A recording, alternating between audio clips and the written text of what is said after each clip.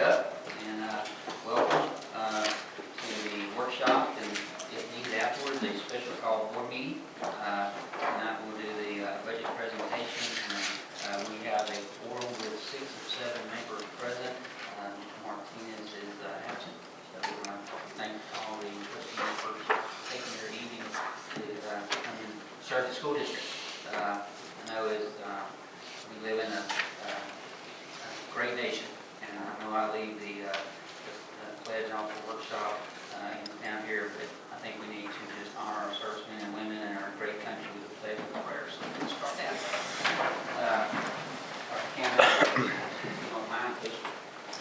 Attention, salute, pledge. I pledge allegiance to the flag of the United States of America and to the republic for which it stands, one nation, under God, indivisible, with liberty and justice for all. Honor the Texas flag. I pledge allegiance to thee, Texas, one state, under God, one and indivisible. And I'll lead us in prayer. Dear Heavenly Father, we just come to you on this beautiful day. Dear Heavenly Father, you just given us so many blessings and so many praises. And dear Heavenly Father, I just thank you for our faculty and our school and all of our employees and my fellow board members for just the thing that we have is to serve our students and our faculty and our community. And as we go through this workshop and this meeting, we just ask that all the things we do will praise you and will give honor to you. Dear Heavenly Father, we just ask that we just remember our servicemen and women as they protect our freedom and bring them home safely to their families. And these things we ask in your most precious Son's name. Amen. Amen. I know that we've got some presentations tonight from some of our directors, and what we had I felt like a really good informative for the board last night, especially myself. I can speak for myself. It was very educational, and I want you as presenting is we're not here to tell you what to put in your budget or anything. We just ask questions and hopefully get some insight so we can learn more about it. So the main thing that we as trustees want to do is make sure that you have the maybe the funds or the support from us, and know that you have the support from the board in order to do your job to make sure that you serve our school and our community and our children. Okay? And that's what this is the main goal of that. And we'll start off with Ms. Dean, Child Nutrition. Good evening. The first page you have is 6200 professional services. These are going to be our Region 5 workshops throughout the school year, our membership in the purchasing co-op with Region 5, our Region 5 summer workshops, any contract preventative maintenance, our grease trap clean out, software updates and support, any contractor repair, leases. The only thing that we might have is if we have a new, in the past, some years we've had to, and some years we haven't had to lease ice cream boxes to be able to sell ice cream, and I anticipate we probably will. And then the last one is any contracted services that are workshops that are not provided by Region 5. Are there any questions on the 6200s? Bring us something to eat. Everybody in this building, I think, has eaten ice cream in the last 30 minutes. Our 6300s, materials and supplies, that's our fuel, our food. You see the food broken up into 2 different lines because we separate out snacks or catering. And our non-food supplies are also broken down into 2 lines. And then non-food supplies, small wares like pans, USDA commodities, and that'll also be on the revenue side. And then janitorial supplies and computer supplies that are non-consumables, like if we had to buy a pen pad or something for one of the campuses like that. And then the $5,000 is for any equipment that might have to be replaced during the year, and then office supplies. Just on that fuel, is you have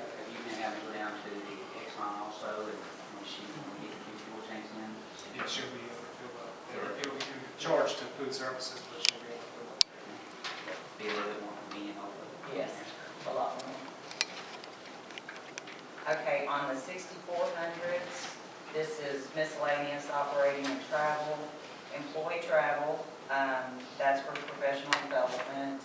Our insurance spoilage, that's our deductible, excuse me. The dues would be any professional organizations that we join.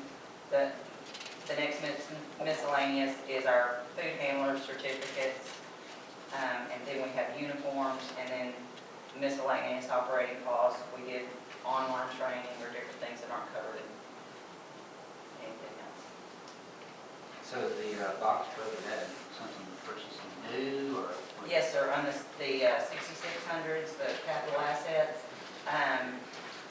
we have a 1994 Isuzu that has, I think, was bought used before I got here in 1999.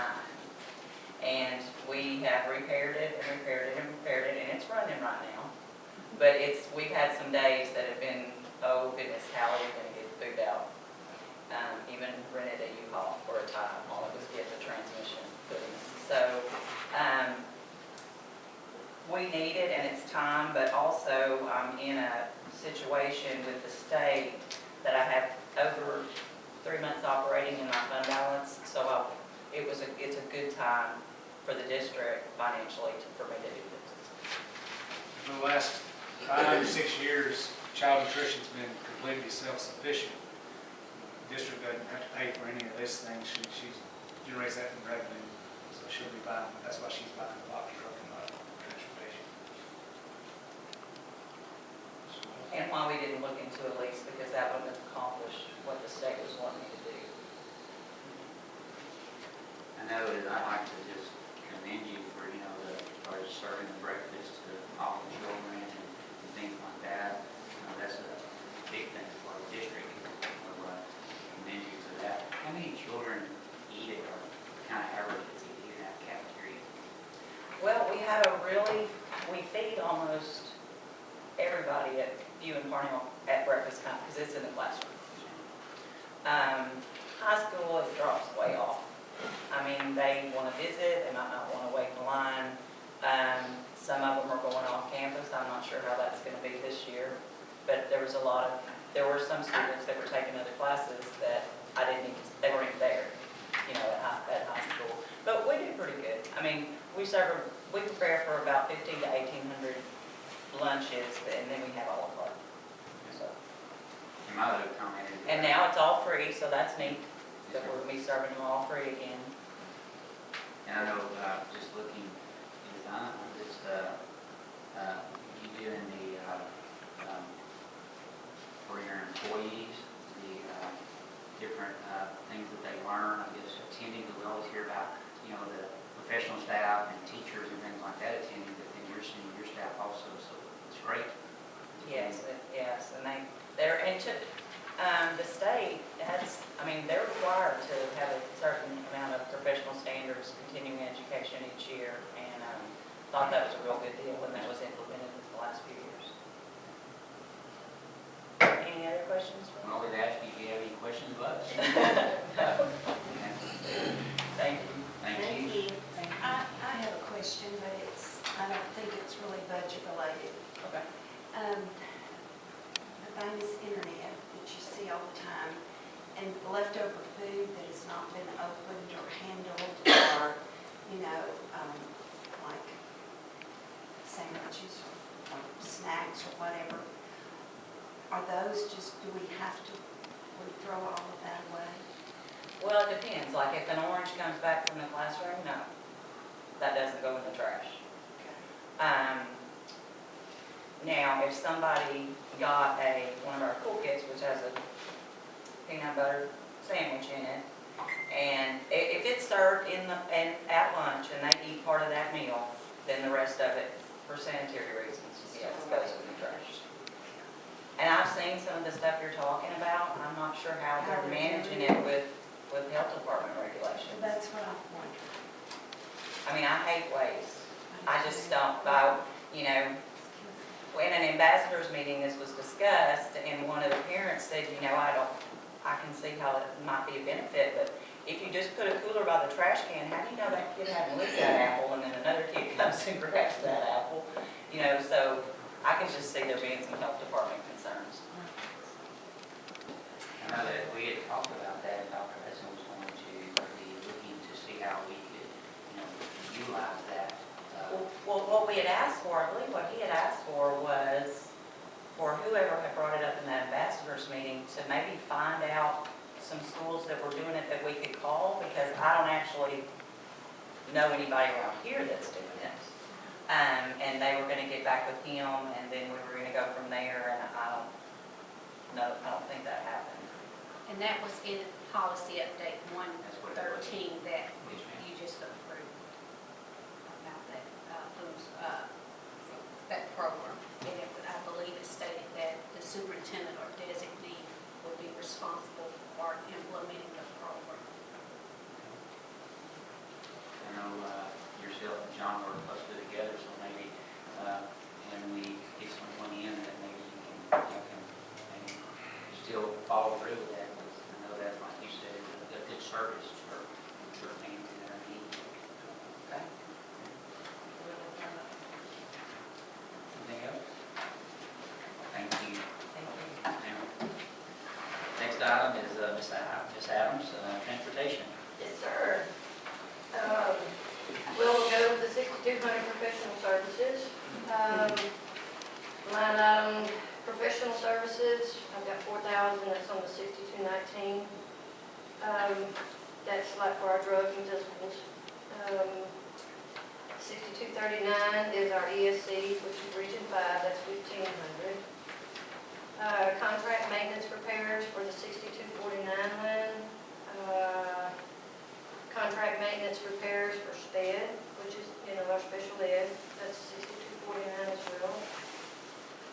Contract maintenance repairs for our fleet, that's our 6249 as well. Miscellaneous contracted services, 2750. And we also have a 6299, like our printing. If we have miscellaneous printing that we need to do there at the office.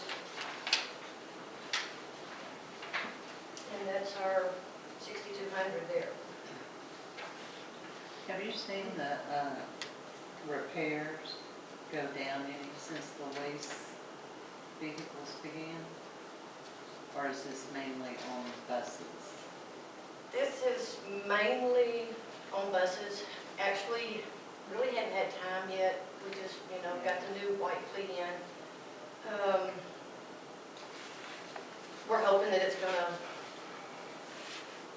slow down some, lower some with this new implement, and we are really excited that we've got this new fleet that, our district can go out and be proud and, And the new some of car the can new break down, but. buses as well should. Oh, yes, ma'am. We've got 2 more coming, hopefully they'll be here in August. Just got one sped this past year. And it's, building it back up where it needs to be. Looking at, Lamar came in, they set up the CEO truck driving. I know several partners in this, in utilizing the road school. And there was a discounted tuition for those drivers from that wanting to drive bus. Have we had anybody that's taken advantage of that? We had, I think, one person that did. I didn't keep up with it because he wasn't, with us, not in contact with us. He was paid through workforce. They paid for his. He finished, but took a truck driving job. So that's, if they're going to work a full load and go off, the truck drivers will pay more than we pay for 100 hours. It was a good partnership. We haven't seen a bus driver for that yet. And it didn't cost us anything, but. I know there was a backlog on getting the CEO testing, but I talked with Dr. Stafford, and I think they were arranging where they could start testing here. So I was wondering if those that were finishing were able to test, they were able to travel. So now that they're able to test, if we were still doing that, and if that was a benefit to us here at the school, test here, it'll be, because they've been having to drive to Newton, or is it Buena? Right. Buena to test as of late. We've had several. The new test is a lot more difficult, but we've gotten to where we've kind of got it down and able to train people. We've had several of our coaches and new drivers have been able to pass the new, more rigorous test that they're throwing at us. Coach Barber and Ms. Adams did a great job coaching them up on that. Yeah, our coaches have really went above and beyond and really done real well. This is not an easy test. You don't just go out there and pass these little written tests and get your license like we did when I first got mine. The new questions, the whole first half is you pop the hood and you have to answer a bunch of mechanical questions, which in our line, we don't really want our bus drivers having to fix the bus, but that's still part of the CDL test. Even though they're not going to use that, they still have to do that before they can even step foot on the bus to start that part of the test. So that's what's been difficult. I'll just say from the workforce side, we had run out of funding, but we do have some now that's maybe for some short-term training. So if you do get those drivers that need that, send them down there and see if they qualify. Wonderful. Thank you. We want to move on to our 63. Supplies and materials. We've got in our 6311s fuel for our sped buses and gas and fuel for our white fleet and buses.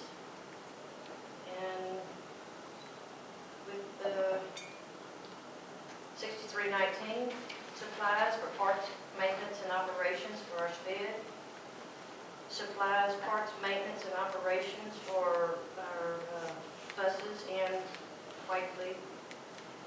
General supplies for our sped, if, we need, paper towel, wipes, or hand sanitizer. General supplies for transportation, and also computer supplies.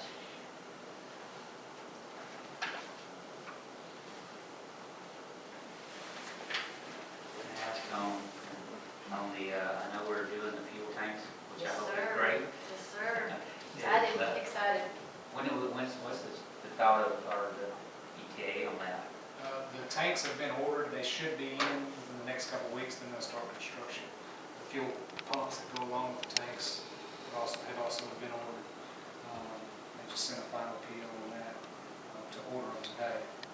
So that should be within the next 2 to 3 weeks. Hopefully they'll begin construction. Of course, the way we've got it laid out, that the bus barn will just be a little section blocked off. Everything else will be as goes, so it won't affect their operations. Hopefully, this is budgeted pretty much on the fuel what we did last year. Once we get our own fuel, we're able to buy that, we'll go out for bid. I know several local companies went and bid on it. Task will also bid on it, and we should be able to get it a little cheaper. So that's the goal.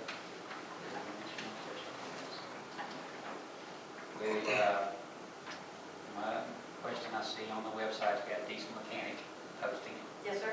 is, it's been posted for a while. Yes, sir. What do you think is the hindrance of us finding that person? I'm not going to say number one, they don't want to drive a school bus, because, we ask that if we hire a mechanic, that you be able to drive a school bus. I mean, if you've got to take a bus and swap it out, being that you are a mechanic, you need your license.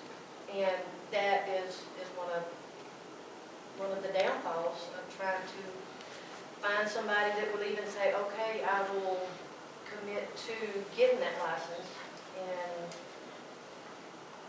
well, let us know where you're at as far as getting those licenses, and we never hear back from them. So I don't know if that's it. It could be the pay is not where a diesel mechanic wants it. It's starting out maybe 33 a year. So that's with no experience, but it goes up from there. But and diesel mechanic, I'm sure, is not very easy. I tried it, but it doesn't fit me too well. I can't fix those buses. Is that 40,000, is that what the repair is, supplies, parts, maintenance, and operations, or is that where we have to send our buses out to a mechanic or somewhere? Is that 40,000 or where? That's parts. The labor is gonna be on the contracted services. Am I correct on that? So that's, right now it's 25,000. Contracted services will be budgeted just for, well, if you have 2,000 for the sped buses, so 27,000. So it's not that hiring a mechanic is gonna save us.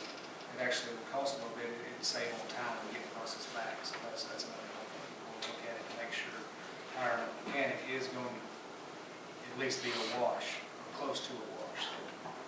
That's why we don't want to pay 60, 70,000, because right now we're only spending this much on labor. Parts are gonna, we'll have to buy the parts either way. When's the last time we had a mechanic? Mr. Hafford retired, well, we have one mechanic. He's not an in-depth mechanic. He has been able to fix what needs to be fixed up until just here recently. And most part of that is our buses were under warranty. And we have, I want to say, 7 buses that went out of warranty. And that's where some of our cost is going. You know, having to send them off and having, work on them, because we can't do some of the, I don't know, I'd go operating, like if you want to go in and operate on the back, you can't just say that the nurse is going to come do it. You have to have a doctor. And, Kevin's, he's kind of like a nurse. I mean, he's great, he's good, but he's just not that in-depth with the engines and transmissions. Diesel mechanics is just very specialized. Right. Even your great mechanics don't work on diesels. You have your regular car mechanics and then your diesel mechanics. But as those warranties go out, and that price, we see it climbing, then it's surely going to justify. Yes, sir. What's the, you mentioned that 33 was the bottom end of the scale. What is the upper end of the scale? You would ask me that. If you don't know, you Really, can just let me know. right off the top of my head, I don't think I have it with me. Last time? It must be on our pay scale. We're gonna check It'll the, say, starting midpoint and end, should just be 3. Grade 4, maybe on auxiliary. Should be grade 4. do you know what the going rate is I really don't. for a experienced diesel mechanic? I have not checked into that as far as a diesel mechanic. I do know that some of our neighboring districts, their pay is right along with ours. So, I mean, it's, That 260 days, about 31 up to about 43, that's rounded off. I'm curious, from your perspective, do you feel that it would benefit you to have an in-house diesel mechanic? Do you feel that that is something the district needs, or do you feel what we're doing is working just fine? it's working. It's working good. The only problem is if you have a bus that goes down and has a major issue, you have to send it off. And it can take anywhere from a month, 2 months, to get it fixed. Whereas if you had a mechanic there and he was able to get on that, get that job going, and it could be, less than a week.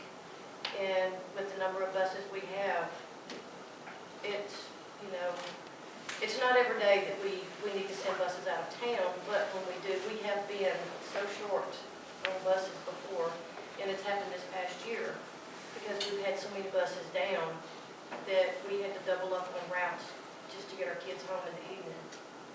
And To me, a diesel mechanic would be advantageous, but putting the pencil to it, like Mr. Seibold said, is it gonna be worth it? And if we can keep getting these new buses in, and we have, some of our older buses that we can use as what we call the spare buses. When we send, buses out of town on extracurricular trips, that, it's just sitting down and putting the pencil to it, I guess, is, like Mr. Seibold said. And, Do you run into not having a spare bus where, I've seen some before where it's kind of stranded for a long period of time? oh, yes, ma'am. We have, it doesn't happen often, but it has, this year, I think it's happened more than any other, because we do have quite a few older buses. We have, right now, we have 4 subs. 2 of those are, they're, I hate to say it like this, but they're ready for the graveyard. Yeah. And so, we have three others, but with these 2 coming in, it's really going to be a real help. So I'm hoping we'll see some smiles this year. We do have somebody that's interested that is a certified diesel mechanic. Sir, I'm sorry. The gentleman we were speaking about earlier today. He did go to college back in, I want to say it was in the 90s, maybe, mid-90s, somewhere there. Yeah, he did go to a diesel mechanic school. We're checking his credentials and seeing if he's Yes, sir. eligible. Yes, sir. Quick question, how many buses do we run a day? Run a day, we run 15 regular and 3 special. I'm sorry, 3 sped. 3 sped? Yes, sir. How many students do we have on average per day? Average per day, probably close to 1,000. And my last question, I promise, is the charter buses. Oh, I had my fingers crossed, but, okay, go ahead, I'm sorry. What's, and this would be a question for Mr. Seibold himself, is the plan. I know we got them checked out, I think they passed inspection, or. Passed inspection. What's our, what are we The going to next do step for is, plan? next step is to get them to Beaumont and have a mechanic go through them and just check and make sure they're safe and mechanically sound, and start putting our kids out. And look at doing a little body work and doing the wraps on them. That's the plan. So as we get over to budget for that, so that'll be something that may be added to this budget. And we're really excited about that as well. Right. Is this a decrease from last year's budget? It's the same. It's the same. Yes, sir. I have one question. That's okay. I got the answer to that one. You did great. Any other questions, any comments? Same as everybody. Anything that you need from the board, or questions from the board, or? Yes, sir. We thank you for all the hard work you do. Appreciate it. I love it. Getting out there early in the morning, checking that weather. Gotta love it. Yes, ma'am. Do you, I do have one question. Do you have any needs that aren't currently filled? Any needs? Yes, ma'am. There is one in particular, and I want to get with Mr. Seibold on it.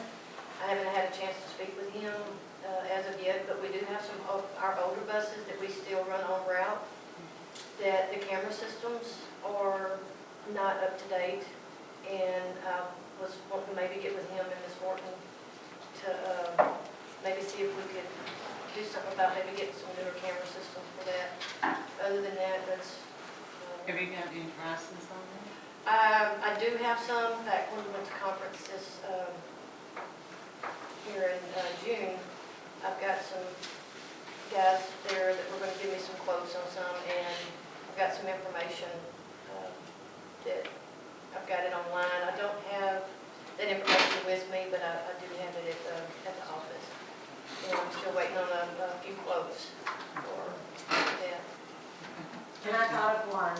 Tell me about the refurbished buses, are they holding up? Did we make a good investment with that? No. I hate to say it like that, but they are. It's good. We need to know those things. Yes, ma'am. No, they are, in fact, we have one in the shop right now, and it's been there since April. And it's been, I mean, it looks good on the outside, but it just was not Didn't what hold we up carefully. expected to get. Okay. Was there no warranty with any of that? There was, I believe it was just a year warranty, and it was over that limit. Okay, thank you. Yes, ma'am. Information on there. Okay. Next one is Maintenance Department, Mr. Brian. I don't know exactly what all y'all have. Do you have all these pages and you want me to read every one of them? Every one of them. Okay, starting at the top. Hit the high point. Function 6200, professional services 13, 1.314. $1,314,100. I can't even say that number. 6,300 supplies and materials, 221,500. 6,400 miscellaneous operating and travel, $279,000. 6,600 capital assets over $5,000, $60,000, and 6,299 security monitoring, 7,400. Now, how in depth do you want to go? You just want to take a break and we can all go get something to eat when we get back and talk about it? Or line by line, water at the high school is so much, and electricity at Parnell is so much. You want to go line by line, or how do you want it? I'm happy to, as long as my mouth don't get too dry. How about highlights like of what's costing us a whole lot that we might can improve on, or is the budget increasing or decreasing this year? The only thing we went up this year, we stayed the same and went up by there was some insurance that went up, and liability insurance that went up, and added the mowing. Other than that, it's pretty much the same as last year. And that's just, we're anticipating the increase in our insurance, because we were on a 3-year deal, and other school districts, we know, 40 to 50% when their deal ran out, so we're out for RFP right now on that, trying to get the best deal we can for insurance. There's been a lot of talk about a guard shack being built, and, That would be, let me see here. That'd probably come out of like, $62.99. Miscellaneous contract is looking. does that include,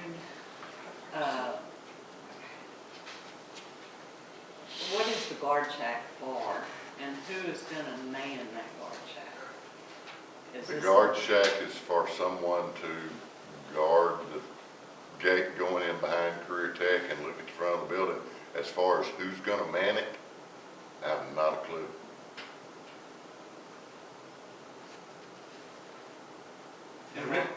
I can answer better on that, because the original plan was, we had the gate, the automatic gate, and it was gonna be a camera system hooked to the front of the school with a secretary, receptionist, and the CTE receptionist, when they could let kids in and out when they needed and they had a pass. And then we were directed to not, we didn't want to do that, we wanted a guard shack, and that will be a personnel unit. And there'll be what? It'll be a personnel unit in there, so somebody get paid hourly wage. So like a new position? Yeah, new position.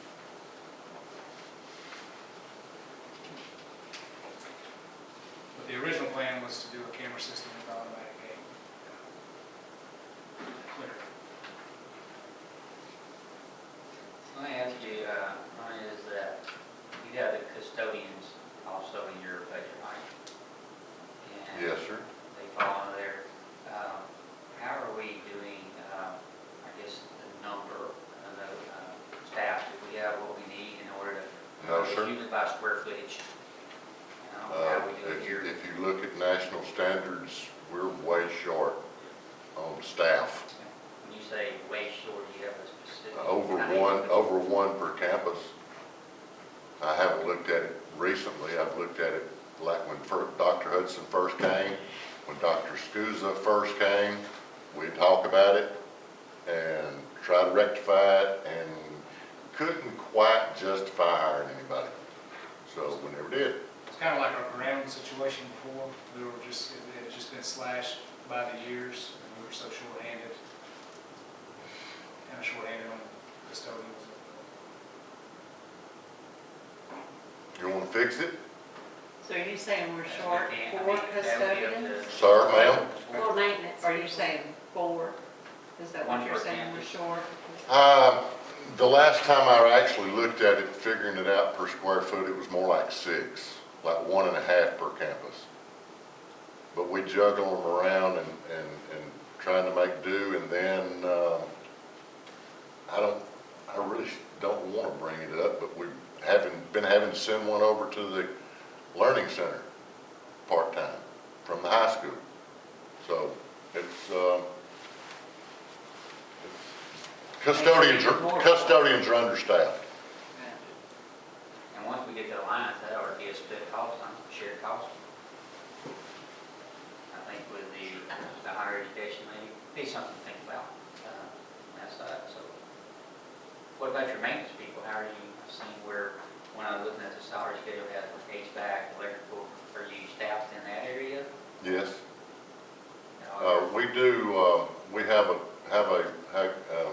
we had a contract when I came 17 years ago with A1 for them to do the intricate HVAC work, and they do it by the hour, parts and material, and do us a good job, and they're pretty much on it.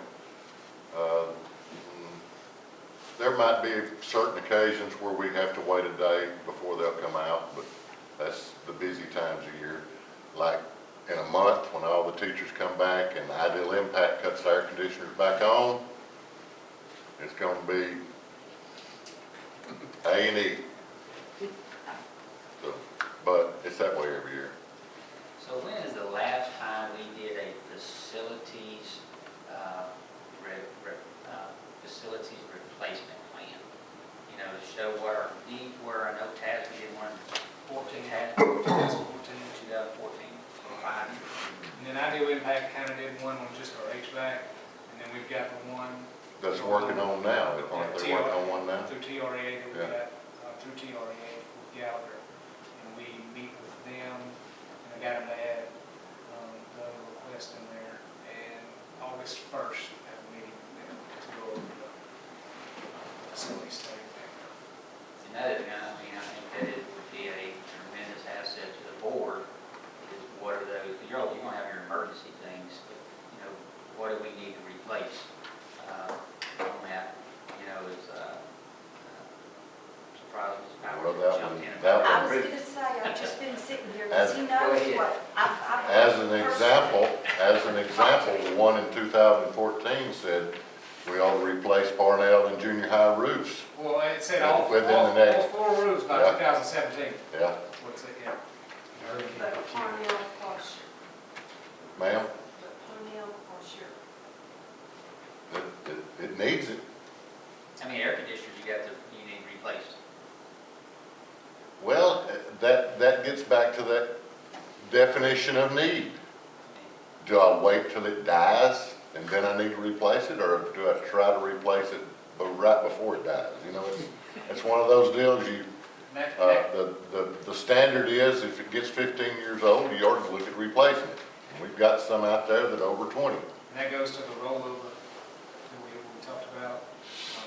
We're in the process of applying for. E3's already come out and did a count on all our HVACs, got the dates on them. So if we're able to get that, that would be part of that, the replacement of HVAC. Over 15 years old.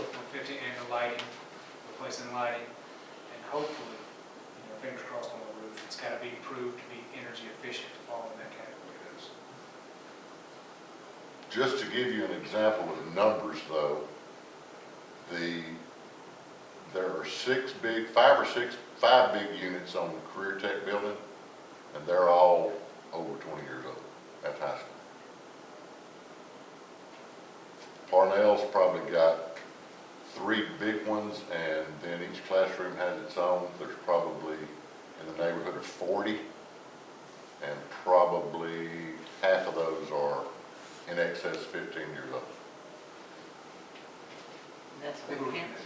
Ma'am? What'd you say? Parnell, Eight, was it 800 something thousand? That when we looked at it. that was 2 years 2 ago. years ago. Yeah.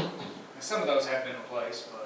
Some have been replaced, and then more have gotten into that age bracket, yeah.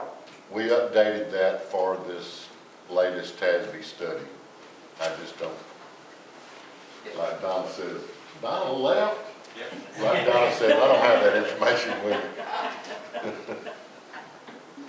So, what is your thought on road, and how much of your budget is part of road? Do you have any, I mean, is it road, what do you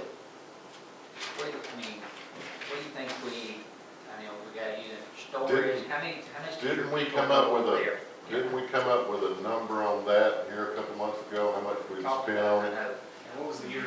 And that's been a couple months ago, and these numbers are on my mind, and that is all. But, You spend a lot of time on it, I mean, No. how they're like? No. I get Carl Hubbard to go over there at least once a week, most likely twice a week, just walk through it. Make sure there's been nothing busted into or broken or nobody's living in there. And we have had occasions where probably as late as a year ago, seemed like every week there was something like, it's probably been nearly 2 years ago, they busted out all the windows on the front. You know, it just, Never boarded up. yeah, we just, instead of replacing the glass, we cover it with plywood and wait for some nice group to come through and offer to lease it or buy it, or, you said something about putting a for sale sign out front? And John and I talked, if we're gonna do that, we need to put all contents that are in the building and go with it. You're on social Cause media. it is full of junk. It's been, all the We furniture have stored been- there has been picked over. We take teachers over there every year, and they pick through, so it's down five years now, it's been picked. And it's just like you was talking about the company that come through wanting to borrow some furniture. And that's stuff that, most of it was broke anyway. You know, it wasn't, they didn't get any prime stuff, I promise you. But we can't get rid of it because it was bought with public funds. It's got a lot of it's got an identification tag on it, you know, and it's just, We can't condemn. unless you have an auction, Should We be can't good condemn all that appreciation stuff. We Sorry? can auction it, or Appreciate all the book. with the new policy, the superintendent can dispose of it as he sees fit, so, I mean, it can be That's what I'm disposed saying. of. Can't we just say it's done, let's get rid of it? When that's, I mean, it's gonna cost to dispose it, or it doesn't cost anything right now to sit there. Just put rid of furniture, they'll come to my Well, house. I know of a district that actually. Put it on Swap they Shop. put there you go. Thank you, Steve. Who does that? Do I do that? You can do it, You know, that's yeah. what Well, I it's- know there is another district that took everything out of a school that they were going to demolish, they were gonna just bulldoze it down. And they just put everything from inside of the school, outside of the school. And they had a whole weekend for anybody in the community, come get it. Well, I think that'd probably be allowable with that new With policy. the new policy, I think we do this. Could I just throw something in? In order to do that, it's very simple. The board put an item on its action agenda to declare it all surplus and of no educational value, and then you can just do whatever Dispose you, of it. yeah. We got it. There you go. I'll second that. And I know we did donate a lot to Deweyville a few years ago. When they had that last big flood of the Sabine River, yeah, they came up here and got 2 trailer loads of tables, those kidney-shaped tables, you remember those? Those old few. Are we ready? Bunch of I know chairs. school teachers will be starting in, First official day is the first. Yes. The second is comp day, so it'll be the 5th. Most of them have comp Honest, day. are we pretty much, are we ready, for camp? No. You can't get ready for all that on the fly. It's, you just have to take it as, because every one of them, they've already, some of the teachers started coming back today. And the end of individual teachers all want their air conditioner on. Imagine that. Imagine that. I was looking, there was one at the high school this Not like your board afternoon. members. I looked on the computer, it was 86 degrees in that class, and she was doing something in there and begging for air. We knew you were doing a presentation last night, it was hot here. Are you serious? Oh, my. Dave took care of it. Yes. He took care of Well, it was supposed to be, we had it set to come on at 5 it. and We just need go some off at blinds 9. right here because I Was there think. something broke? No, these blinds. Oh. It was just a lot We hotter talked yesterday. about, I thought we talked about getting Stuart Glass to Air tint was that. the same. I Outside thought they temp were was gonna something donate some tinting. John said there was more hot air here or something. Oh, yeah, that too. So what have we been doing over the summer preparing for the upcoming year? Anything different? I mean, the guard shack, I know was one thing. Is there anything? Well, more? we're not really involved in the guard shack, that was contracted out. Okay. So we hadn't, we are going to provide the electrical to it in-house. That wasn't in the bid. We're building some lockers for the cheerleaders at the high school and, getting ready, started just, I missed that. No, I Dance guess. team. He The said dance it- team, the Is that cheerleaders what have it theirs. is? The cheerleaders have theirs, the dance team wanted ones like the cheerleaders. Excuse me, So I that's what suppose, we're I apologize. We're gonna put up some new speakers for the press box over to the football stadium. Started running some conduit for that today. On a day-by-day basis, it's, probably the first month of summer, we had you saw the list we had here, when was that, a couple months ago? And we've gotten most everything, the little stuff on that list done, with the exception of power washing. Still want to do some power washing. We still need to do some striping. We're doing all that parking lot striping. And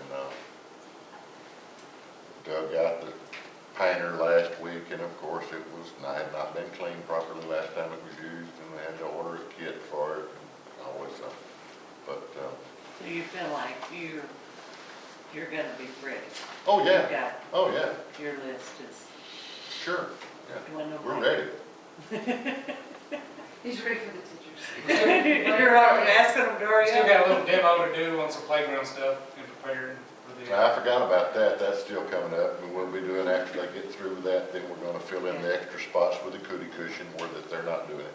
I was gonna ask about the playground equipment, if you and the band tower, what is that The completed? band tower people, say as of last Monday, not yesterday, but last Monday, they said it would be ready to install. They're fabricating it and be ready to install within 3 weeks. Yeah. But I think about 6 weeks before that, they said the same thing, so I'm not really sure. That was contracted out. Mel Hart? Yeah. When is the playground equipment, that's like the First middle and of second August? week of August. Second It week shouldn't of take August. him long to put that in. Hopefully it should be up by school starts. Brand new. Installation book or something. Got to do. You got the installation book, we don't need that. They're Thank you, installing Ronnie, it. you're always entertaining. I try. Good job. Thank you, sir. Yes, sir. Do I need to leave?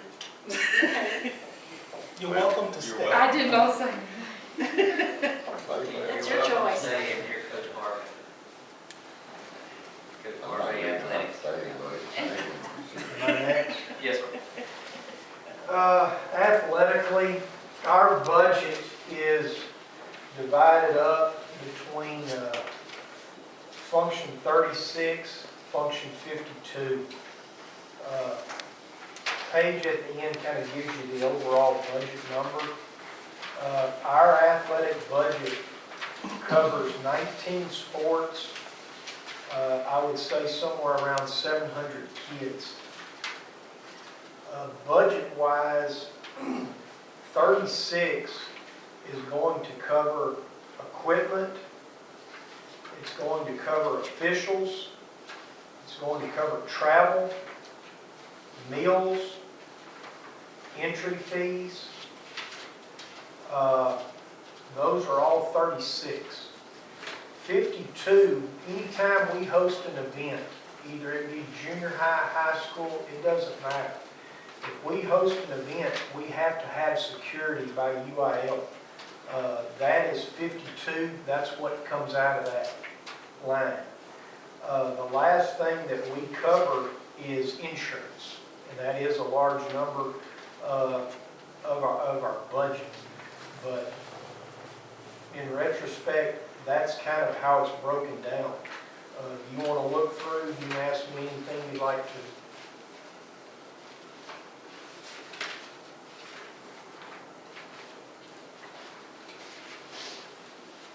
Is your budget about the same as it's been last year, or decrease, increase? I've been asked to decrease it through the years, and I've done that. When we do that, our numbers have not dropped. Our numbers, since I have been here, have not gone down. So, we make adjustments. Luckily, we have an activity account that will help kids out, and we have some very good booster clubs that help kids out. Because if we did not, the only way I know how to offset cutting a budget is to cut kids, and I don't want to do that in our athletic program. What are the areas you kind of had to kind of trim down a little? Well, I don't pick an area. I try to be fair to everyone. If they come in and say cut this much money, like I want to say maybe 2 years ago we were asked to cut 10%, whatever. I just kind of go line item across and just cut 10 out of everything and just go from there.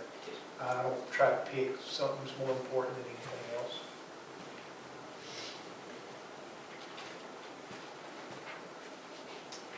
Is there anything you need from us? No, no ma'am. I think y'all have given us everything that we have, a chance to be successful. We're good. Are you full on coaches, or were you?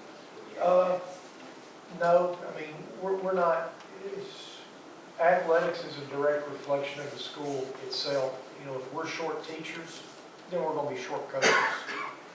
We're not going to be able to find, totally certified coaches. It's just like we're not going to find totally certified teachers in the whole school district. If we're short, on this campus, we're going to be short, some coaches also. It's just a reflection. It's just a smaller program that's with the whole district. Last year we did the stipends, did some changes and increases. Was that was that welcome? I mean, was that positive, they thought, on the stipend changes? Honestly, I was told we were going to do that, and I had gotten some information on it as far as what we were trying to do. I think the information came from TASB, isn't that correct? That information came from there, and we were trying to hit a ballpark. I've been in a lot of school districts that have done it different ways, and, where they've had flat stipends for coaches.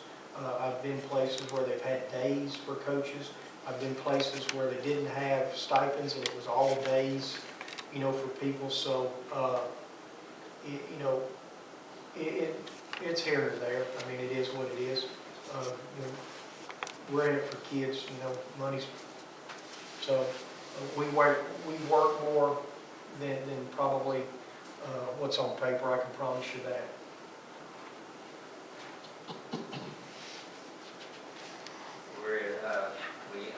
We're excited about the #2 ranking in the state coming in, so Stay healthy. bullseye. We're exciting. I know Dr. Kimmick said we only have 4 home games this year.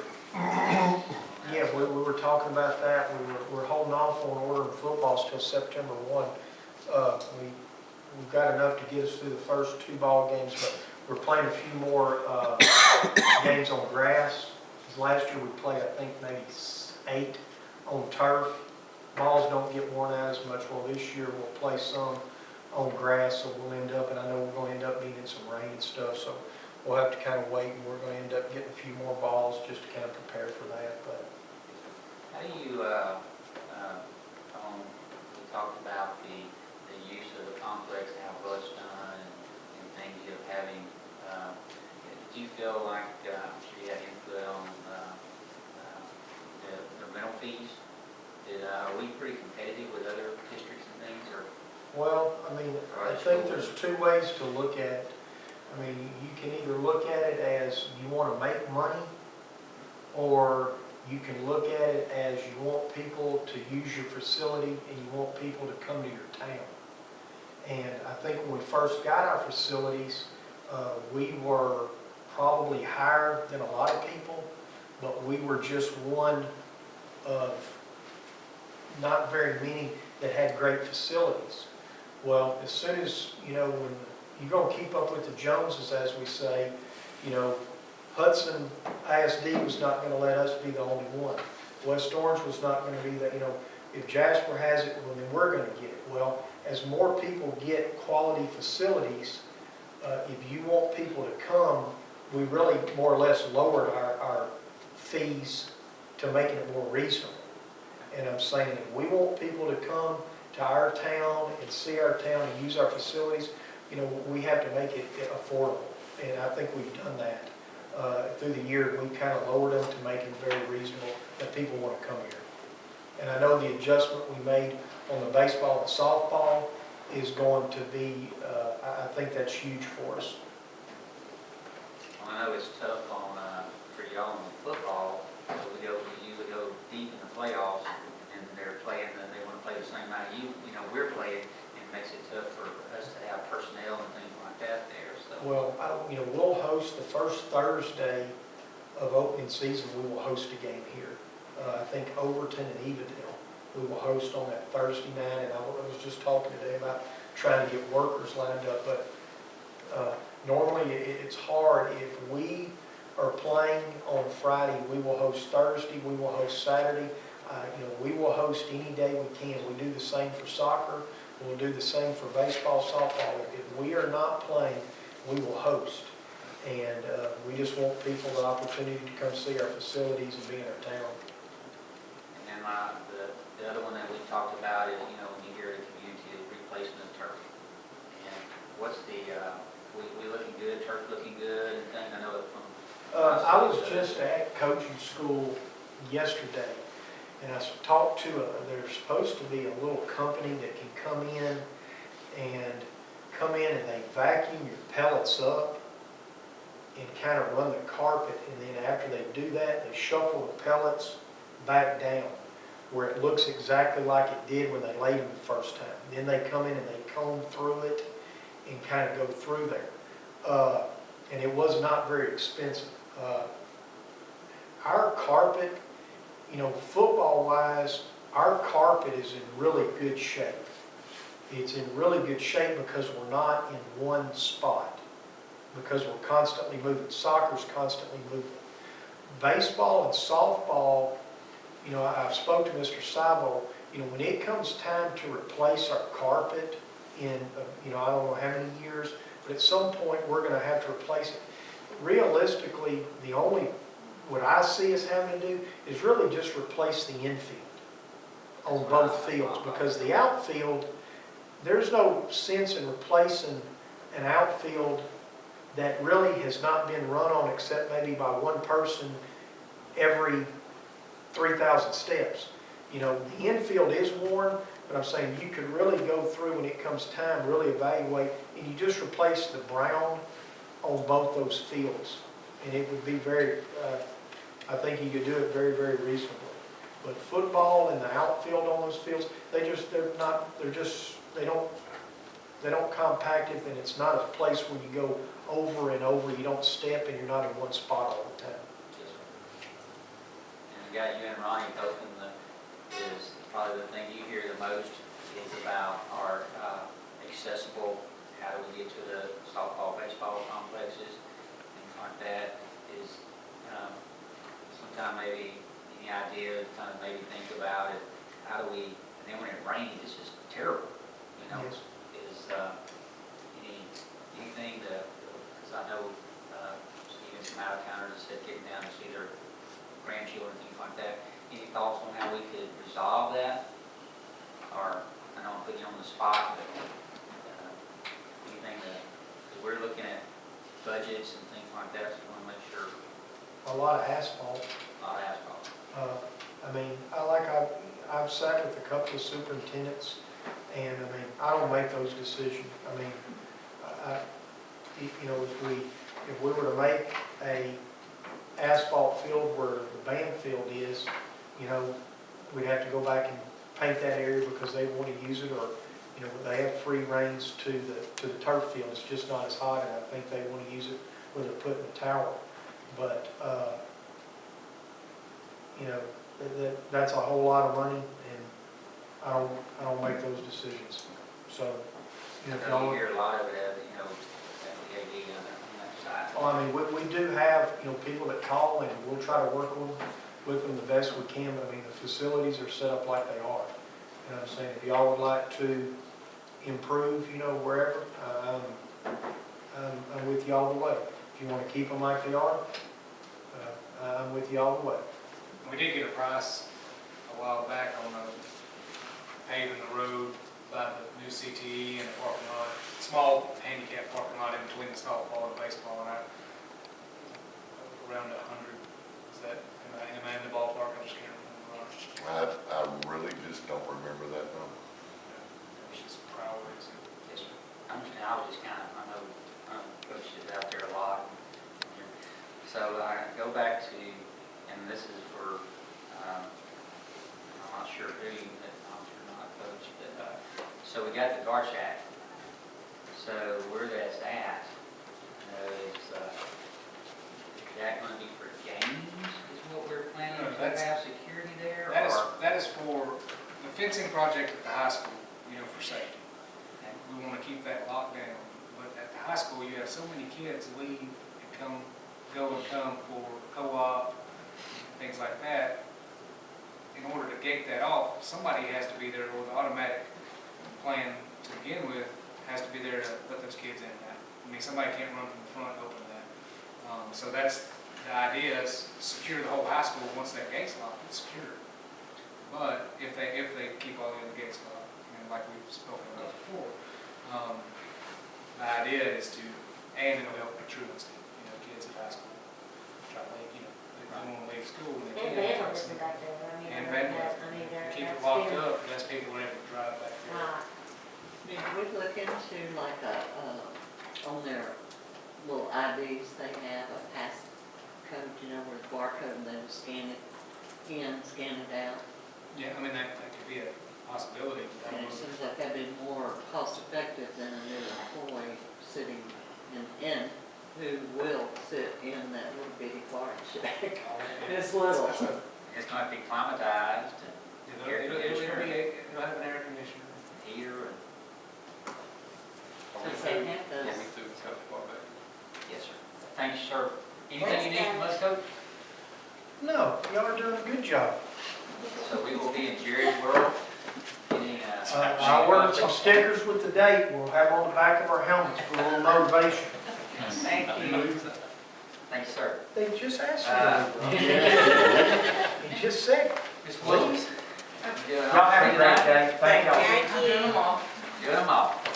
Okay, so that's on next. Okay. I'm presenting tonight the curriculum, ESL, GT, parent involvement, SCE, CTE, special ed, and dyslexia budgets. So I'm going to start with curriculum, since that's the one that's not. Okay, so 6,200 professional services covers our DMAX subscription, which is a program with tools and services necessary to develop and improve quality of education provided to our students. It keeps our data where our teachers can access our state and assessment, STAR, TELPAS assessments. It also includes TEKS disaggregation. And it also includes our T-TEST and T-PEST evaluation for teachers and principals. So that same program that teachers use, they also go in and do their self-assessments, and then the principals evaluate them on the same program. This 6,200 also covers our Region 5 trainings, our on-site trainings for like start of school or any staff development throughout the year, of course, to increase our student learning and to gain knowledge for compliance with our state and federal requirements. 6200 also covers test scoring. You'll see on the budget line OLSAT. OLSAT is used to measure our abilities related to success in school. It's to test our critical thinking and reasoning skills, and we test OLSAT at the kindergarten level, 2nd grade, 5th grade, and 8th grade. Now, this next coming year, we're going to take 8th grade off of that budget, and because we were, of course, 8th grade already tests for STAR test, the reading, math, science, and social studies, but we're going to, we had initiated TSI testing at the 8th grade level for reading, and so we're going to also be able to use that in accordance with our testing for abilities level. So we will not be double testing them. And then next section would be 6300, which is materials and supplies. On Data Suite is a subscription we have where it's a data warehouse that includes right now 11 years of our PEMS and state assessment data also. It's highly used in the PEMS department for edits, the civil rights reports and requirements, and assessment indicators. Also, another software program, which I talked about last night, is our FOLIT library, and that's a district expense, so that's paid out of the curriculum budget for all of our library at all the campuses to provide technology services in print and digital content. Also, we have a general supplies curriculum line. It includes testing pencils because we ensure that all students have the same opportunity on testing day. So those 2 pencils are supplied for every student on testing day. We also provide supplies for professional development, which includes if we have a contracted service come, they will email us or they will send a copy of the material, and we have to copy it for the teachers for training materials, so that's where that line is used. And also in this line is credit by exam, which I discussed earlier, the OLSAT test materials. We use a separate line to, we have to order the materials, but then we have to have another line where we pay for scoring of the materials. And we also have the credit by exam that is in our handbook where it can be requested that a student take an exam to advance, or if they need to recover a credit. So it's prior, if they've had a prior test, or if they have not had the class, they can take the test. But it's a written request. 6400 covers miscellaneous operating travel. And some of the travel expenses that come out of my budget that I try to plan for ahead of time are an assessment conference for all the campus testing coordinators, and the AIE conference, which is Advancing Improvement in Education. And this is a conference that when you're in improvement required, you are required to go and attend this conference through TEA. But we also think it's very beneficial for campuses that may be on the borderline of moving into improvement required. It's a really good conference. The TEACS Resource Conference, to stay abreast of all the changes with our curriculum and the pacing with TEACS Resource. Relay GSE. Relay GSE and the next one, the READ grant. They're TEA funded, and last night when I talked about TEA will fund the training, but they do not fund the travel expenses, and that includes a hotel, mileage, and food. So that would come out of the budget to go along with the training. And I did have, a side note, I had a conference call with a TEA today, and I do feel that they are moving in the right direction, because I was at the READ grant training last week with some reading teachers, and we went through the Relay GSE training this past school year with the administrators, and they are tying everything together. I feel like the commissioner is really tying all the trainings that are going out to the teachers, to the administrators, in the same pathway of reading and literacy. They're pushing the benefits to children. Also, Region 5, they will send us flyers and the upcoming trainings that we just really are not aware of in the summer until the school gets kicked off. And it may be the beginning of the month, they'll send us something that's going to happen next month. So we don't get all the trainings for Region 5 in advance. So we just have a general line that if something comes up that meets our needs for the campuses, we have that priority. And we set our highest priority based on our scores and testing and our campus improvement plans. And miscellaneous operating costs cover coffee, water, and testing snacks. I wanted to, one reason why my budget probably increased over the past few years is because each individual campus, they were all ordering their own testing snacks and water. And so it was sporadic. And then, was it done? Was it not done? It was just needed to be a consistent pattern. So that all got moved to my budget, and my secretary and I, we work together and we project how many snacks are needed for each test, and we contact Kim and we work through our food service department, and she supplies us with a snack and a water for every kid on testing day, and we get all that delivered. So it's to maintain that environment and to make, again, for another testing day smooth. And there also is included is dues for the ASCD, which is the National Organization for Curriculum Development. And that covers the curriculum budget. Stacy, I see all these stipends in TRS and Social Security. Okay, so that, under the curriculum budget, that only includes if, for summer curriculum writing. So she has to break that down for, that I am correct, right? Okay. But it's not a separate stipend for any teacher included in my budget. That's, she listed as a stipend on the budget line. Yeah, it's really extra duty. Like paying tutorials. for, So we're paying for somebody to work on curriculum during the summer, we gotta pay some of we've gotta pay their social security, we've gotta pay their Yes. TRS. So $75 a day is what we pay for that.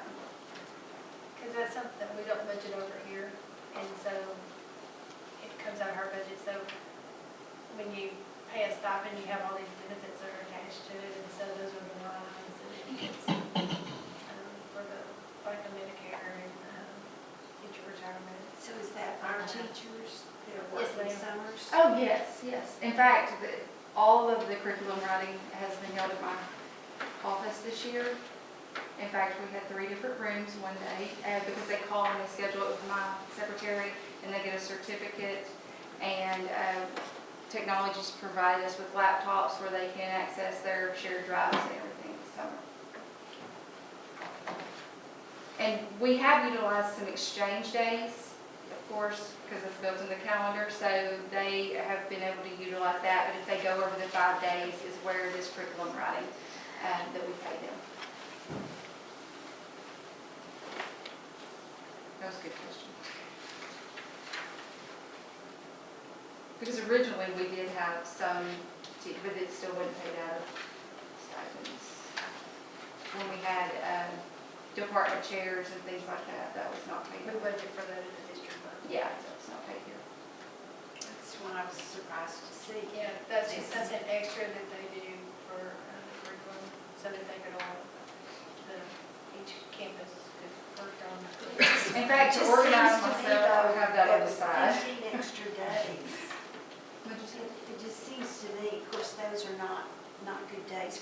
You don't want to work on your curriculum 2 weeks before school starts, but with 15 days, it just seems to me that some of that could be for curriculum writing. It could be. Some points in time. Yes, and that is an option. Okay, so the next budget that I'll be reviewing is the ESL budget. And the next few budgets are a little smaller than the curriculum budget. The ESL budget's $9,000 recommended for this coming year, and it's ranged from the past few years around $9,000 to $10,000. So not changing. Region 5 trainings are paid out of this budget. supplies and materials for the ESL bilingual program, which includes testing materials. There's a computer program, Rosetta Stone, that helps translate languages, and classroom supplies that are required for those classes. And then $6,400 is covered for their mileage and travel expenses for ESL trainings. Who is the director of ESL? Who is that? That's Ms. Jocelyn. And Ms. Ernest, Tracy Ernest, is the LPAC coordinator. Okay. The next budget is gifted and talented, which also includes our advanced placement. This does include some personnel payroll, which is $6,100, which is extra duty payroll for GT camp. And so that's during the summer, and that's paid out of this budget. Then $6,200 includes professional services for GT training updates. GT teachers are required to get a 6-hour yearly update. We usually provide that in our August training, but some teachers will get that throughout the summer also. And to teach GT, you have to first have your 30 hours of the full training for any new teacher, and then subsequent years they have the 6-hour training. There are supplies and materials that go along with GT and gifted and talented students. So there's testing supplies, and then there's supplies for the classroom, which is $6,300. And then $6,400 would cover miscellaneous operating, which would be travel to the for GT field trips or GT dues to any that are required, or mileage for travel.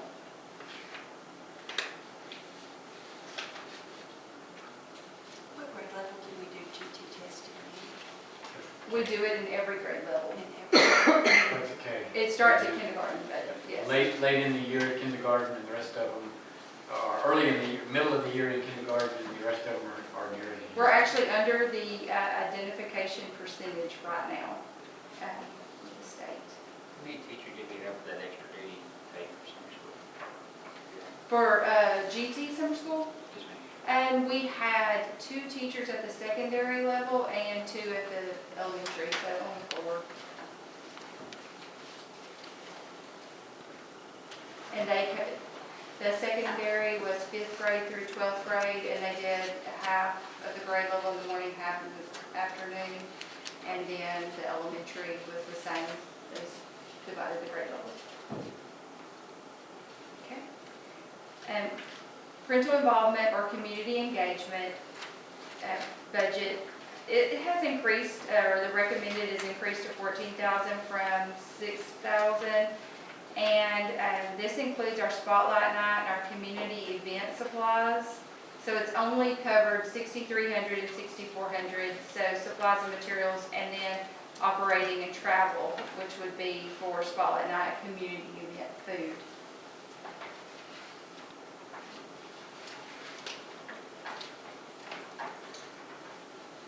And that's the local side of parental community engagement. Title I also requires community engagement, which is the grant. State Comp Ed, which is a little bit larger budget, and it is $294,000 approximately, and it has ranged from $219,000. Personnel and payroll, $6,100, covers our avid student workers, avid tutors. I did ask the difference. Sometimes our avid tutors are adults, so we divide that up, and then we have avid student workers.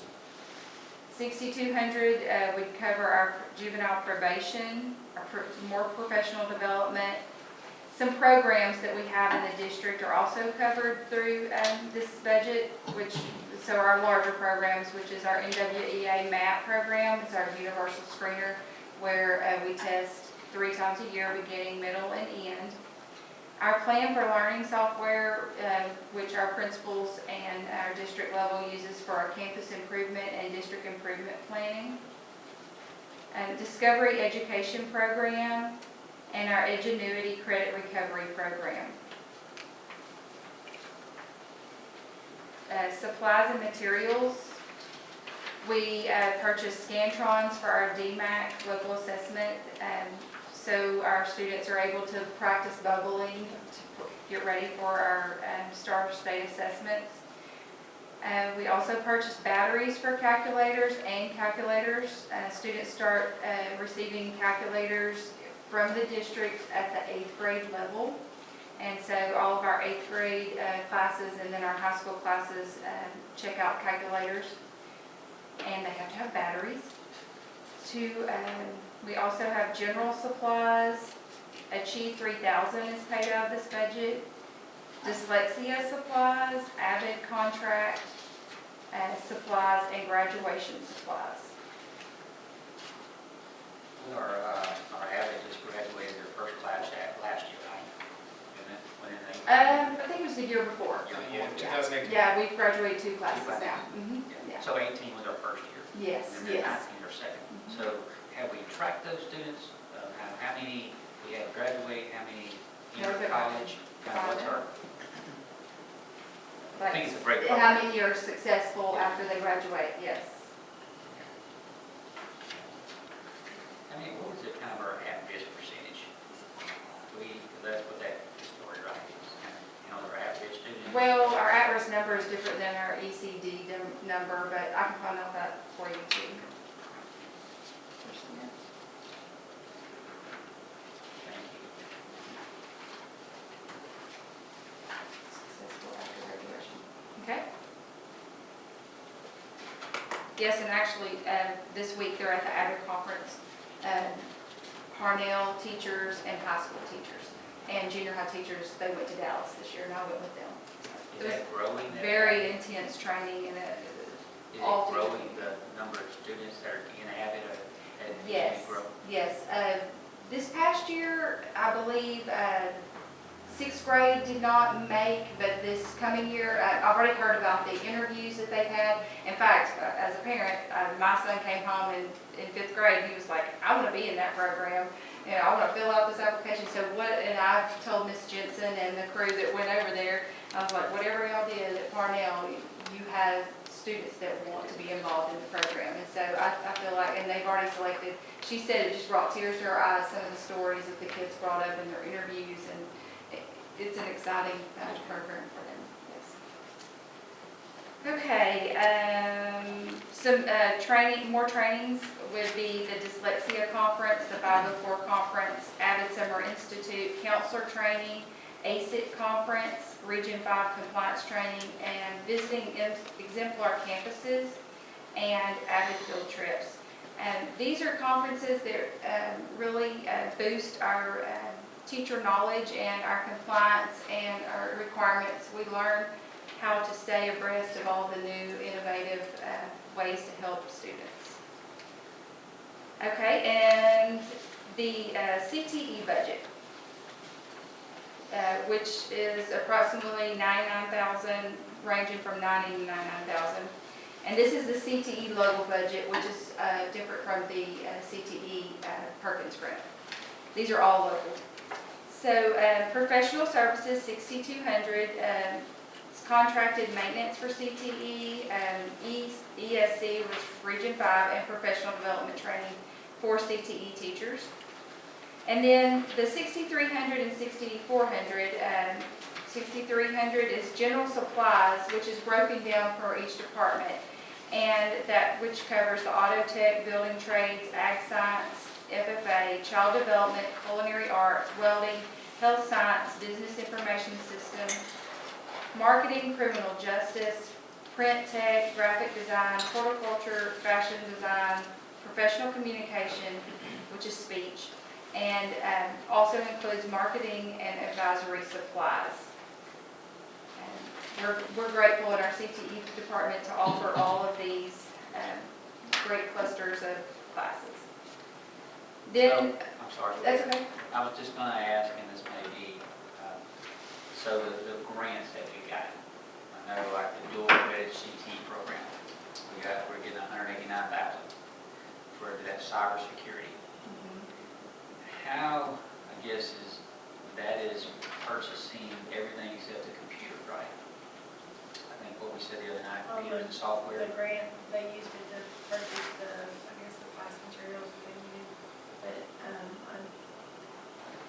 somebody has to come install it, but it says it's not, does not include the equipment that it runs on, so we'll have to purchase that. Yeah. I had a conversation with Ms. Jocelyn, and so I just took delivery of some computers from the Texas Correction Facility, and so we're gonna cover those. She also would like to get some additional laptops, so I'll have to go and get a purchase for those. That's what, I know we got the 50,000, well, actually like 87,000 something workforce grant, 50 from Jedco and then that. And then we're actually working, Jedco is doing another 50 and we're doing, that other 50 is gonna come in. And we're working on what that's going to pay for, what type of equipment, for that, so. And then we got, I saw where she sent us the board an email where we got 400-something thousand. And so, from the workforce side, we're hoping that that is reducing some of the school financial things. And that's what I guess my question would be, is that, I know it's helping, but is it helping us financially on that? I mean, because it seems like that'd be like replacement of old equipment, things like that. But would it be helping in budgets, or how would that work? Like on the one that, the 50,000 that we got from Jedco, and then I don't remember exactly the number. 37 something, yeah. But yes, that did replace some equipment that they have, especially like in our tech and stuff, and also cameras and equipment that they didn't have that they needed. And so that does help as far as on the budget part of it. The other grants, I'm not sure what, I haven't seen them, so I'm not sure what we would apply for, and how that would benefit. I can tell you that this doesn't match up, the little sheets in here don't match up with 99,000, so there's some missing information on it. So, with this, I'm sorry. We'll go back through all the special programs because I have to really make sure that we're doing the 55%, the required usage, and go back through those and also make sure that we don't duplicate on the grant applications for the same materials. And that's what I was, how does, like, our CT budget tie into the Alliance budget? Is there any, are they going to be two different budgets, or will that be, because I know we're doing CT and dual credits there as the higher education. So, but will we have a completely separate budget for that, or kind of thoughts on that? I know that we currently are using a special code, or code, like we do for Parnell or high school or different, the building code. And so we set up one for the higher ed so that we could kind of track those costs so that, we would know what's going over there. And I think probably you're probably tracking anything as far as equipment wise, what's going over there, so that we know what items are Jasper ISD. So if we do set up a budget, it will have either a different local code and then also that OR code. The OR code would get so that, if D has to buy something over there out of his budget, then we can track it there. Or if Ronnie has to do something, we can track it there. So if it crosses over into anybody else's budget outside of that, then we can still pull that from ours. But there are ways to check that. So more than likely, that would set up a special local code on the end. I don't know if you've noticed on these little sheets, but they all have like special ed is 800, 840, 550, 560. That's how we track, how much each one of the department servers was for. It's like maintenance. D has function 51 in his budget. Well, function 51 is in Ronnie's budget. It's also in a couple others, and because there's just things that we're required to code TA to certain functions, certain object codes, certain OR codes, certain PIC codes. So that's our way of tracking that. But so when you look at the budget and you see function 51 that has this amount up there, that's not just Ronnie's budget. That includes everything that's coded in that function Is that the same way they're gonna track what the other districts are, Now that, I'm not sure. I mean, 'cause from what I gather, they're gonna be contributing so that it's not all on our shoulders, is that correct? As far as, from what I understand, it's gonna run through the higher ed center, and then, I don't know if the names are flow in there, and then it will outflow to us, farmer's part, we haven't looked that up yet. What is the cost sharing agreement on that? I mean, has anything been final on that yet? I haven't seen anything. And I see on the other side, is that we're needing a building construction trade teacher. Yes. That's all we're lacking, in our Collins County. Yes, I think that's all, well, And consumer science. yeah, family consumer science. We had culinary arts, culinary arts in there. Good. Thank you. I noticed the advisory council, a rather substantial amount for luncheons. Do they really actually function? Are you talking about CTE? Yes, it actually involves community and, I think are you on that committee? Yeah, I'm on that committee. It involves a lot of moving parts, and we had like 3 or 4 meetings this year, yeah. For a year. Yeah. And I mean, I will tell you my experience, we haven't had those in the past. I mean, I think in the past 2 years is when last year's when we started having them. Or I thought maybe Some of I them was are just really invited good, yeah. last year, started. We have notebooks and everything. Yeah, Oh, my goodness. yeah, Organized. we do. And the culinary arts class provided food for us. Yes. They use it. Those were some- Now, I know that, one of the things that's important is, on that child care development is, if there's some in kind that we want to approach the school with, so we can just put that on, I encourage you to. Some things from school. Good. Okay, and I got 2 more. And this is, well, I'm presenting for Ms. Jocelyn and for Ms. Parker tonight. So these are the last 2. Ms. Parker is special education budget. And again, she has this local budget, but she also has a special ed grant budget too.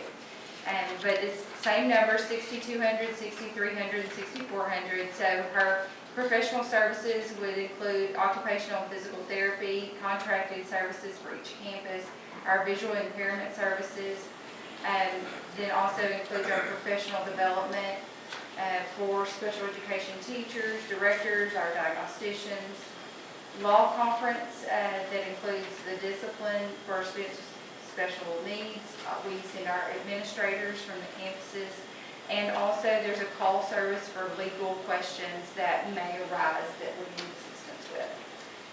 Then supplies for technology, for completing required reports, classroom manipulatives, supplies for maintaining appropriate classroom environment, maintaining records, ensuring special education hygiene needs, and office supplies are important for compliance. And this budget is possibly going up and down because we never know. We do have a speech and language pathologist posted position right now in special education. We have not had any bites. We had a local person that was closing a business that we tried to work with, and she decided no, she really didn't want to right now. And so we're going to have to go out and I believe in search for contracting services for speech this year. We do have a speech assistant, and we could hire another speech assistant, but you have to have an SLP to oversee the assistants. And the SLP has to do all the testing and communicate the testing at the ARD meetings. So, our hands are kind of tied. So we had to increase that budget a little bit in order because contracted services are gonna be a little more expensive than hiring our own speech and language pathologist. Very Yes. And then, of course, she has in her budget mileage for homebound is under her umbrella. So we have a homebound teacher in our office, and she is providing travel to maintain those visits to the homes. Any kind of field trips, if we have needs that we need to take a special ed bus on a field trip, and that's paid out of this budget for staff or students. And then also Ms. Parker oversees the dyslexia budget. It falls under her umbrella. Again, professional development for dyslexia trainings, supplies and materials for dyslexia instruction and assessment. We provide our materials from the Scottish Rite Take Flight program, which Lori Burton is trained in, that we have sent her through the training, and but we order our materials every year from Take Flight. And then any additional travel and mileage for trainings is covered in that budget. I know that we have to stay really on top of our special ed things, and so, I know like you said, the budget might build up in that area, especially there. So once we add our staffing to this, we have our overall budget, is there an increase? But I've been trying to understand this whole chart, especially, is it the, Ms. Parker, then you got the diagnosticians, and you have your special ed teachers, and you have your art managers, and you have your Well, assistants the or special whatever. ed teachers and any inclusion paraprofessionals, that's all under the campus level. That's not under, I mean, Ms. Parker can give recommendations to the campus principals. She works with the campus principals, but that's not really under her umbrella. Those are all monitored by the campus principals. So they report it. They report to the principals, yes. So has there been an increase in staffing in that area? In that, like the way, used to it was just the diags and then it was especially the teachers and things, and it wasn't the other layers that we've added. Right. And so we've added eight more people. Well, the So where art does that kind of fit managers, in? I think Just six. 'Cause the art managers were added because we couldn't find a diagnostician. And so that's something across Region 5, Region 7, across the state of Texas, that there's a shortage of diagnosticians. And so there's now the new thing called an art manager or an art facilitator. They're two different things. A facilitator involves, they have a mid-management degree, so they would be, they have their principalship. So they could service the principal not having to attend the art, because there's required members of an art meeting. So We don't have those, do we? we have art managers, is what we title them, but we do have one that does have her principalship, so that has been hired. So that's something that could be, so we thought, put her at, I think, a campus that the principal needed to spend more time in the classrooms, or, work that system where they have more duties that couldn't attend our meetings. So that's the original plan, but if we can find a diagnostician, I'm not opposed to We that. already went the other way down. Yeah. Now, a diagnostician has to test, just like a speech and language pathologist. They have to do all the diagnostic testing, and they have to be at the ARD meeting for an initial student going into the program for special education and to discuss any assessments. So since we don't have, are we contracting? Do we have some that are working like half, or are all of ours full-time? All of ours, well, we do have 2 part-times, but that make a full-time diagnostician, yes. Are they contracted or they're employed? They are employed by the district now. So with that is our staffing, once you add your staffing numbers, has that increased? This department and with the salaries and all that? Well, over the years it has, because we've added behavior units on our campus, and those are staffed with a teacher and general ed aide. So we have had some increases in there, but with special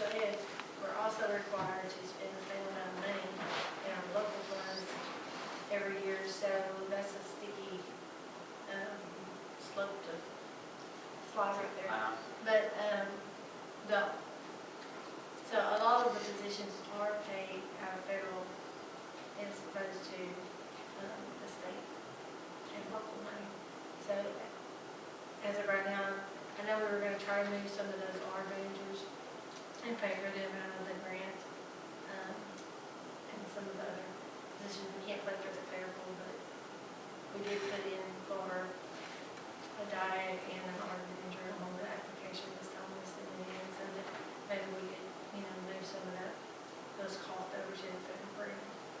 Where do those R managers fall on that salary chart? Are they They'll professional be under the teachers now, teachers? I think they just have 5 additional days.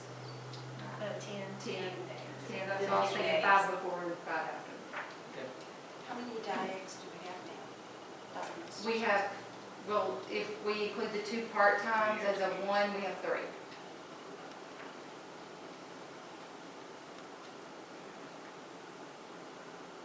So another thing where our diagnosticians were being overloaded with is testing. There's no limit to testing with all the new information that came out. That used to, we had to go through the RTI process and run that for about 2 to 8 weeks. And now, when someone walks in the door and requests, then we have to test. What do we have, 2 days? 10 days since, No, we have 110 days. We have, I think, 30 days to test and then 30 days to report. Then you have 30 more days to report. So that's kind of good. Out of my, I haven't been there in a while, but yes. Which one of our campuses are most, especially in ridiculous? Few. Well, I would say few. Parnell is usually where we identify the earliest. If they're usually not identified by junior high and high school, we usually get. Or we may have some that were tested at few, and then the gap just caught us with them, and they need to be. Yeah, so definitely the younger kids. And our early education PPCD has really kind of blossomed. Yes. This last, we I think that was a kind of goes conversation up and we had. down. You never know how many 3 and 4 year olds you're going to get, but our PPCD is. Yes, I think Ms. Parker was needing to have that conversation, that it's. 15, I think, or so. 15 Some of those are half kids. days, so that, 15, but right now that's 1 teacher and 2 aides, but that's severe kids that are Yeah, 3 need and 4, special- up to 5 years old, so it's. And, That it? That's it. Thank Thank you, that was a lot. Very good. Have you got any questions for us? This is a learning experience. I mean, I haven't really gotten into a lot of the ladies' budgets that work under me, and I think it's a good experience to see it all put together, so, yes. Thank you. And it's, because we spend money, like she said, we just gotta watch where, are we taking it out of this, are we taking it out of this? And so we have charts for everything, just making sure that we're spending the money correctly. It's good. Thank you. Yeah, no. All right, y'all need to take a break? I have a short budget, so. I don't know where to start other than in 6100.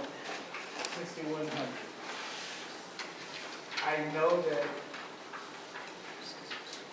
there's nothing there. That's the person that, This person, well, that'll be easy. That's what I was looking at. I want you guys to know that I've asked, and I want somebody.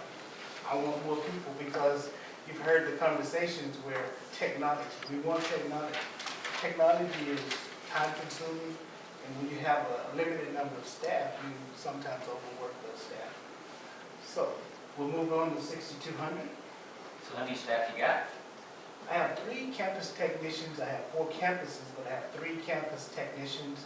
I have a network administrator that is responsible for all the network equipment, all the upgrades.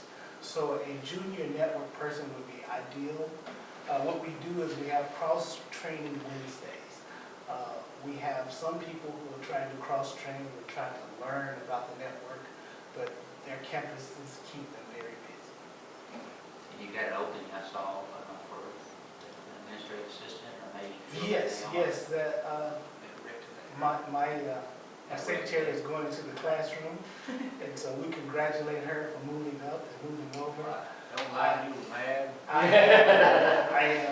I'm going to be sad because my administrative assistant is not an average administrative assistant.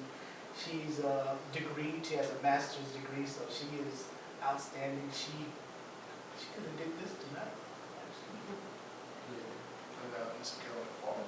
Right, she is. She's happy about it. Is there any, we've talked about a lot, it's like, I think, in Burlington, and we're 160 computers, there's a lot, just understanding computers, programming and networking. Has there been any discussion about utilizing students? Yes, I have 2 interns now that are working behind the scenes.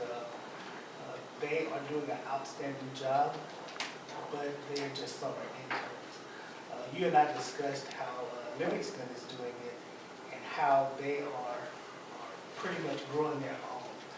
We attended a TCA conference where a whole presentation was done by students who are the, I guess you might say, the technology support for teachers as well as students. The way that it was birthed, one of the campus technicians was supposed to be 3 of them, but by the time school started, they all got other jobs. So he was left with maintaining multiple campuses, and so he presented that idea to his superintendent, and they made it happen.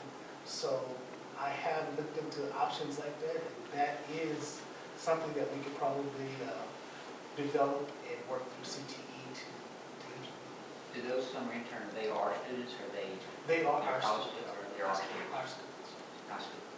When these school districts are going into the Chromebooks and things, are their IT departments, are they the ones that are maintaining that? There's a lot of those IT companies out there you can contract with, and that can do a lot of that. So those that are offering like from 4th, 5th grade up to their, have you kind of looked in to see what they're doing? I have looked into a couple of them. Some of the models, there's even books on how to bring it in, or how to have hybrid models. So you can bring it in, allowing your students to bring their own device, or you can build it at the junior high level and take it to high school.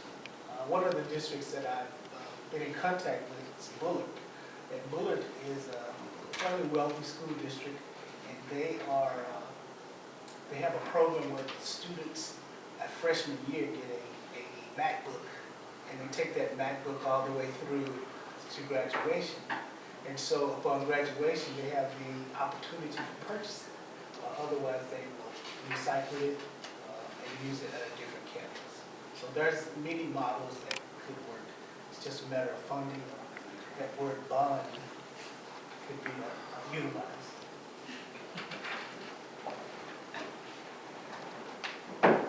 I have a big budget, similar to what Ronnie had mentioned.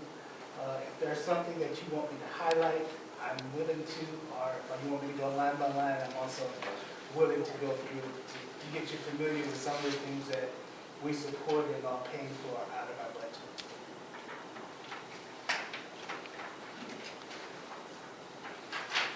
Did you see any major increases this year? I saw major decreases from E-rate. E-rate was, we had, expended all of our funds for E-rate, so our E-rate budget dropped significantly, and we are still utilizing that $50,000 on mainly the few campus. We are going to implement some new access points for hotspots. We have a very large number of iPads at the elementary schools. We have in the district about 700 iPads. Not all of them are actually up to date and working, but we do have them in our inventory and are maintaining them. And so each one of those are using connectivity wirelessly. So we're going to try to enhance that network for the wireless devices. Thanks.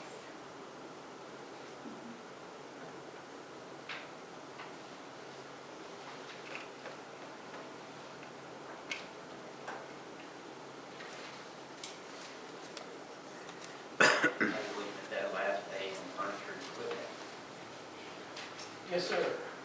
we'll let these 60,000. See the cap two, raise, was it? Right, that's our E-rate equipment. Part of that is some switches and some access points. Not a lot of furniture, just the equipment. No, there's no real equipment. No, there's no real furniture, but that's equipment. Yes, sir. And it's for that video surveillance, we updated our camera systems. We have high school and junior high have the camera systems. We got a new partnership, you may say, with Vivotech. One of our local community persons got us in contact. We got some pretty good pricing and some good information, so we've been utilizing Vivotech, and we want to standardize on Vivotech. They're really good technology. Even our police department has access to be able to see the surveillance systems.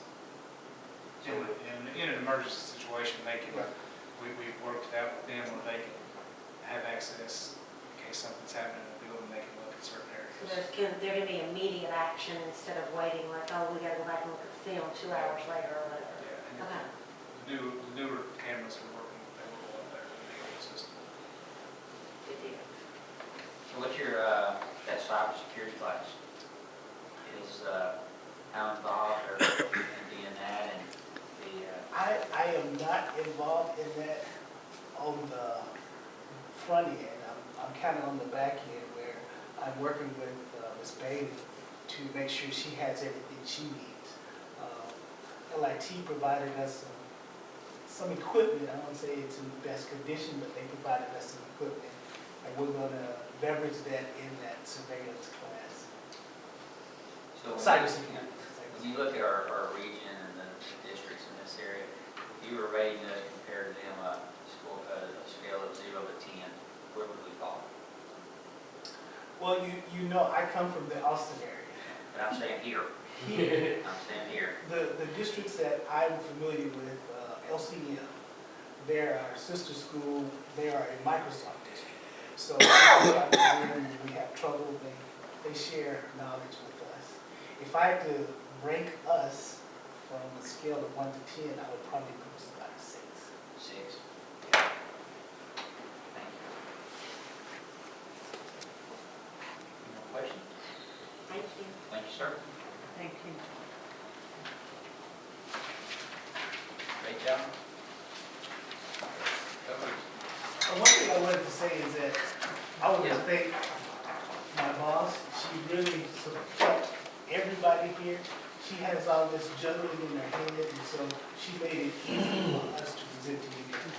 Thank you, Ms. All Paul. right. Thank you. That's a great ending. She did have us a shared drive where we just had to edit. It's fantastic. It was really good for, I know for myself. Yeah, for us, it just made us a lot more knowledgeable on what's really going on. So, We're going to move into the special board meeting. We will do that, Ms. Kelly, at 7:55. And we've already did we do have a quorum. We have 6 out of 7. And Mr. Martinez is not present. We did our pledge and prayer. Closed session, we do have our attorney here to advise us. Do we have a motion to go into closed session? second. Do we have a motion? Yes. Ms. Stewart, I'm sorry, I did not hear. Motion by Ms. Stewart, second by Ms. Martindale. Any discussion, all in favor, show of right hand. 6-0. Mr. Hunt, do you join us will.